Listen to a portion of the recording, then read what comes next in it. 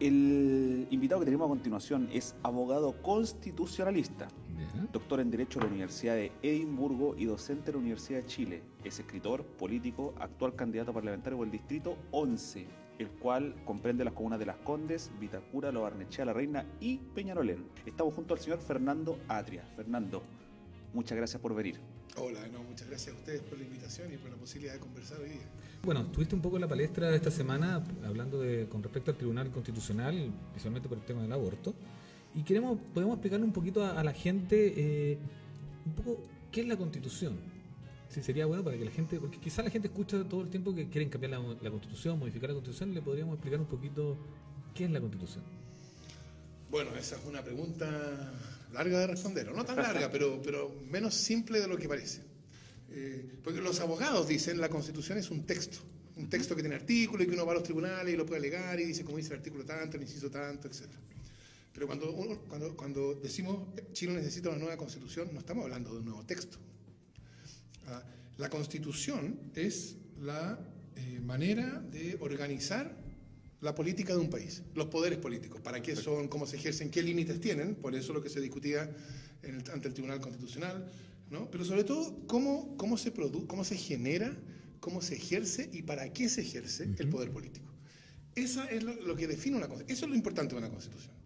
Y entonces, claro, la razón por la cual algunos parlamentarios fueron al Tribunal Constitucional a propósito del proyecto de ley de aborto fue que ellos dijeron, la Constitución limita el poder, impide que se autorice el aborto y entonces al autorizar el aborto el legislador actuó contra la Constitución, lo cual era una proposición que yo creo que es completamente equivocada y afortunadamente en este caso, no es muy común, el tribunal estaba de acuerdo conmigo y decidió que el proyecto era constitucional en lo que se refería a las tres causales. Yo creo que esa es una decisión bien histórica del Tribunal Constitucional. ¿Cuál vendría siendo el rol del Tribunal Constitucional y su potestad? Porque también muchos sabíamos que los de derecha iban a acudir al Tribunal Constitucional y uno, como una persona un poco más promedio respecto al conocimiento de la perspectiva política, dice, bueno, ¿para qué está el Senado y la Cámara de Diputados? Y después, si después hay que saltar a otro lado. Entonces, ¿cuál vendría siendo el rol del Tribunal Constitucional en este caso? O sea, lo que pasa es que hay aquí una diferencia entre lo que dice la teoría y lo que pasa en la práctica. Entonces, la teoría dice que el Tribunal Constitucional simplemente se limita a verificar si estos límites del Poder Legislativo, por ejemplo, han sido infringidos. Y que eso entonces es una cuestión puramente técnica, de interpretación jurídica y que no tiene nada de político. Eso es lo que dice la teoría. Ok. Bueno, lo que pasa no tiene nada que ver con eso, por supuesto, lo sabemos, ¿no? Sí. Para empezar, por cosas que son bien obvias, que yo creo que no son las más importantes a pesar de lo que se discute, pero son bien obvias. O sea, los miembros del Tribunal Constitucional, uno es un exdiputado de la UDI, el otro es el expresidente del Instituto Libertad de Renovación Nacional, el demás allá es la ex jefa de asesores de segundo piso del presidente Piñera. Entonces uno dice, es raro un tribunal que está compuesto hacia cierto lado, sí. Pero sobre todo que está compuesto por personas cuya carrera no da garantías, no es que no dé garantías, no muestra que son juristas. Claro, son juristas. ¿No? Pero o sea, si uno se pregunta de dónde vienen los miembros de la Corte Suprema, ahí no hay muchos exdiputados. Claro. Ahí vienen de o una larga carrera judicial o de que son efectivamente profesores connotados o abogados reputados, pero los miembros del Tribunal Constitucional tienden a ser, en sentido muy amplio, políticos. Y con esto yo estoy simplemente describiendo las cosas, no estoy juzgando nada todavía. Así es. Entonces eso ya hace que sea un tribunal raro. Y la otra cosa que yo creo que es lo más interesante que ha pasado en este caso de aborto, lo más interesante desde este punto de vista, es que si uno se fija, ¿qué es lo que tuvo que hacer el Tribunal Constitucional cuando le llegó a este caso? Lo que un tribunal hace es llama a las partes para que las partes hagan sus argumentos, llevan sus abogados, los abogados alegan y después del alegato el tribunal decide. ¿Por qué? Porque se supone que el tribunal decide en derecho, entonces lo que necesita saber es cuál es el derecho y para eso cada una de las partes le explica al tribunal cuál es a su juicio el derecho y el tribunal decidirá. Pero aquí no hicieron eso. O sea, hicieron eso, se supone, en el segundo día o en el tercer día. Los otros días anteriores, ¿qué hicieron? Hicieron unas audiencias públicas en que apretaron 137 organizaciones civiles de la sociedad civil, desde organismos vinculados a las Naciones Unidas hasta el Pastor Soto, ¿no? Para mostrar la amplitud de esto. Y 10 minutos cada uno. 10 minutos cada uno, de 9 de la mañana a 12 de la noche. Entonces uno se pregunta, ¿qué sentido puede tener eso? ¿Cómo pueden realmente escuchar? ¿Cómo pueden...? ¿No? Bueno, cuando fue el Tribunal Constitucional se extendió hasta las... A mí me tocó llegar el segundo día como a las 11 de la noche. Sí. Y el primero había sido como hasta las 12. ¿Por qué? Porque cuando se hace en el lugar donde esto debe hacerse, sí, que es en el Congreso, así es. Bueno, eso toma 3 meses, 6 meses. Por eso el procedimiento legislativo es lento, entre otras cosas. Porque hay que escuchar. Y escuchar toma tiempo. Pero el tribunal tenía 10 días para fallar. Y claro, tuvieron que meter dentro de esos 10 días estas largas audiencias. Pero lo interesante es que el tribunal se dio cuenta de que para poder decidir esto y que su sentencia tuviera alguna legitimación pública, tenía que ser más o menos lo mismo que hace la Cámara de Diputados. ¿Por qué? Porque en el fondo está cumpliendo la misma función. Porque en el fondo es una tercera cámara. Entonces, claro, si uno le pregunta a ellos mismos, ¿son una tercera cámara? Ellos van a decir, no, nosotros somos un tribunal de derecho porque la teoría dice eso, es verdad. Pero si uno mira a lo que hacen y no a lo que dicen, ¿no? Ellos se ven obligados a parecerse todo lo que puedan parecerse a la Cámara de Diputados. Entonces yo creo que después de lo que hemos visto con el caso del aborto, la cuestión de si el tribunal en los hechos es una tercera cámara ya quedó decidida por lo que el propio tribunal hizo. Vamos un poquito al tema del aborto, no tanto, Sí. Ya sabemos quiénes constituyen, en este caso el Tribunal Constitucional. ¿Está de acuerdo o no que sea escogido por las autoridades de turno y también el cuotado político que existe en el Parlamento? Porque el presidente o la presidenta puede decir, escoge una persona y el Parlamento es quien también la escoge, la acepta, le da el checklist para que pueda estar sentado ahí. O sea, el presidente elige 3 sin aprobación parlamentaria, esos van directo al tribunal. Okay. Y en el Congreso se generan otros 4. ¿No? Pero existe una especie de negociación. Pero es que eso es lo interesante, porque esa es otra de esas cosas que se dice sin rápidamente pensar las consecuencias. Porque esos 4 del Congreso tienen que ser en definitiva aprobados por el Senado. Y tienen que ser aprobados por 2/3 de los votos. ¿Ya? O sea, una mayoría muy grande. Y entonces, ¿cuál es, de nuevo, la teoría? La teoría dice, si son personas que quieren incorporarse al Tribunal Constitucional y cuentan con el respaldo de 2/3 de los senadores, eso es garantía de que van a ser juristas reputadísimos, tan reputados que van a ser reconocidos por una amplia mayoría. Claro.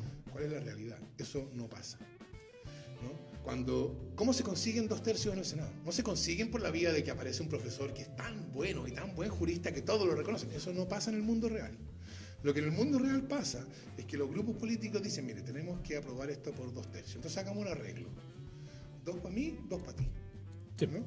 Y entonces yo me comprometo a votar por los tuyos, yo no te voy a preguntar a quién nombras, tú los nombras. Claro. Y tú te comprometes a votar por los míos, y tú no me vas a preguntar a mí quién nombro, o sea, yo lo elijo.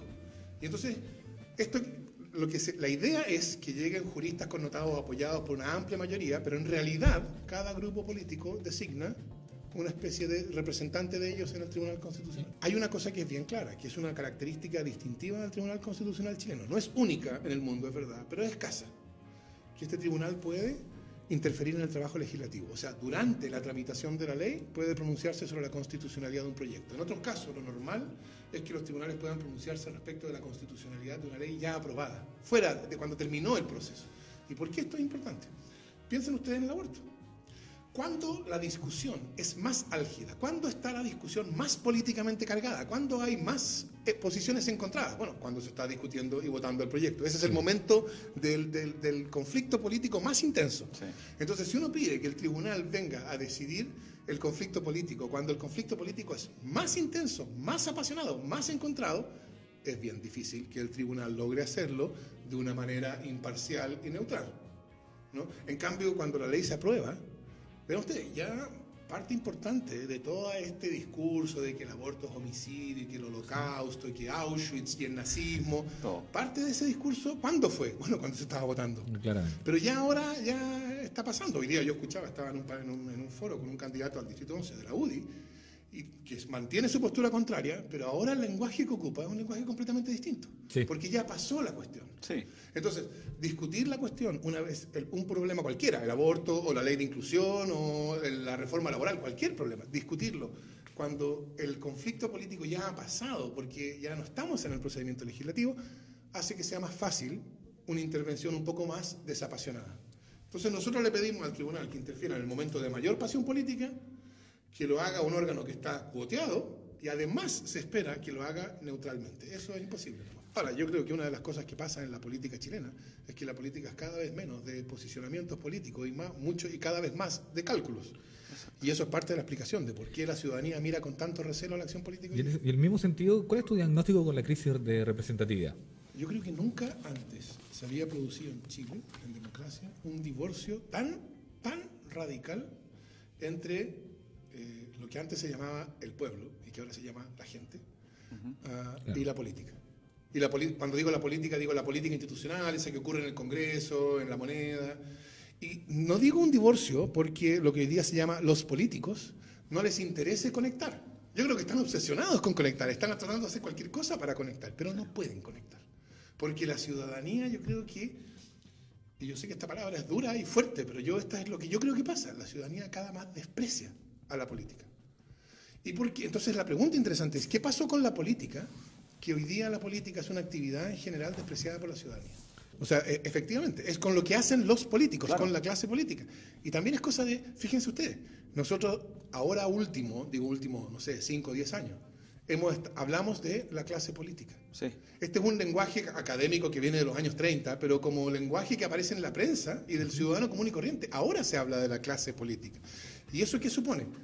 Porque si es la clase política, tendremos que decir que es una clase. Y que entonces que tienen intereses de clase. Claro. Y que cuando tienen intereses de clase actúan en defensa de sus intereses de clase y no de nuestros intereses. Eso es lo que está implícito al designarlos como clase política. A ver, yo creo que aquí la razón por la cual se ha llegado a esta situación de divorcio completo, yo creo que es una crisis del sistema político en general, ¿no? Yo creo, y podremos, si les interesa a ustedes después hablar de eso o no, yo creo que esa crisis se relaciona con la Constitución. Yo creo que cuando uno habla de nueva Constitución está hablando exactamente de eso. Lo que pasó con la nueva mayoría, entre varias otras cosas, con este gobierno de la nueva mayoría, es que una política que está así de divorciada de la sociedad no tiene fuerza para transformar la realidad. Entonces, porque la fuerza la obtiene la política de representar los anhelos, los deseos, la voluntad de la sociedad. Si el vínculo está cortado, la política es una política que no tiene fuerza y por eso que está más bien a merced de quienes sí tienen poder, que básicamente el poder económico. Cuéntanos un poquito y también a tus votantes, a tus electores, ¿qué te motivó a postular al Parlamento? Eso es lo que me preguntan todos mis colegas en la facultad. Me dicen, ¿pero qué vaya a ir a hacer a la Cámara? Sobre todo cómo está la cosa. Por eso mismo, ¿no? Eso es lo que estábamos hablando ahora, ¿no? Que la Exacto. política es una actividad mirada con recelo. Entonces, ¿por qué en ese contexto pasar de la academia a la política parlamentaria? Porque yo no creo que todos los momentos políticos sean iguales. Y yo creo que estamos en un periodo político importante. Importante quiere decir, es un periodo político en que se van a ir planteando y resolviendo, bien o mal, cuestiones que van a entonces después afectar un periodo más bien largo posterior. Una de las cosas que yo creo que va a pasar en los próximos, digamos, yo diría algo así como 5 años, pensando que va a incluir no solo esta elección presidencial, sino también la próxima, es que va a haber un realineamiento de las fuerzas políticas. Yo creo que hay, por así decirlo, movimientos de placas tectónicas, placas que no se han movido desde 1990, se están empezando a mover. Y a mí una de las cosas que yo observo con preocupación es que ese movimiento está llevando al surgimiento de, por así decirlo, dos izquierdas, ¿no? La izquierda del Frente Amplio y la que uno podría llamar izquierda tradicional, del Partido Socialista, Partido Comunista, izquierda tradicional o centro izquierda que le llaman algunos, etc. Sí. Y yo creo que eso sería un desarrollo bien grave para la izquierda chilena, para las posibilidades de un proyecto político transformador, porque terminaría con una izquierda dividida, y la izquierda dividida se dedicarían entre ellos, a tratar de vencerse recíprocamente, y mientras no se decida eso, con la derrota de uno de los dos, bueno, eso va a ser ganancia neta para la derecha y mantención del modelo neoliberal. Entonces, en ese contexto, yo creo, o mi candidatura tiene el sentido que yo le doy, es que quizá ella puede ser un aporte en este momento de movimiento de placas tectónicas de la política, digamos, un aporte, nada más que eso, una contribución a intentar que el desarrollo de esta realización no termine con una izquierda dividida en dos con ganancia para la derecha, sino termine con una izquierda que converge y que entonces puede presentar y llevar adelante un proyecto político transformador que yo creo que Chile urgentemente necesita. ¿Por qué la gente del Distrito 11 debería votar por Fernando Atria? la elección que viene es una elección importante, no es cualquier elección, no todas las elecciones son iguales. Esta es una elección en que se va a jugar una cuestión importante para el futuro de Chile.